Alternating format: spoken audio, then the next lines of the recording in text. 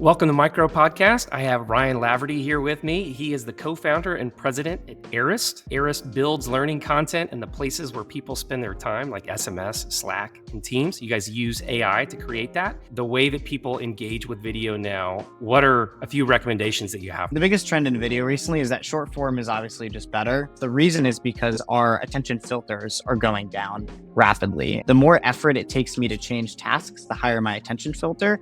To put that in layman's terms, to go from one movie to another on Netflix, I'll watch it for a minute or two. I've got to click around a few times versus to go from one TikTok to the other, I just have to scroll. So what that means is that for most social media content, you've got to hook someone in about a second or two, and you've got to continuously hold their attention for that second or two because it's so easy for them to switch formats. I was talking to a friend of mine who's a famous TikTok influencer, and she said that basically when you're making TikToks, you have to keep pausing the recording and cutting yourself off mid-sentence. Here's tip number one, here's tip number two. And the reason is because our attention filters are so short now. If you finish a full sentence, that half a second pause to the next thing is when someone's going to scroll it. Is it more important to emphasize editing techniques and things like that to get better engagement? Or is there another way of doing this that you recommend? The biggest thing is really, do you have something that is actually connecting with the audience and that is inherently interesting, right? At the end of the day, the core principle of marketing is you're creating virality based on how much something connects with the audience, not based on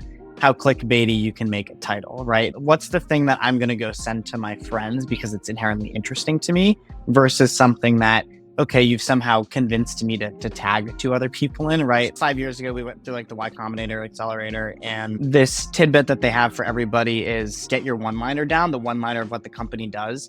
The way to tell that an idea is unique enough to have this sort of natural virality to it is that when you say a one-liner, people ask more questions, not people understand it fully. If I say, we teach every person in the world something by sending them a bunch of text messages, they're going to say, okay, I don't feel like I fully understand that. I have more questions, right? And you want these ideas in your marketing, in your pitches that are unique enough that get people to ask the right questions, not give them all the info. Is this genuinely interesting or does it just sound like what everyone else is saying? If people are asking you more questions after a one-liner, then you probably have something good.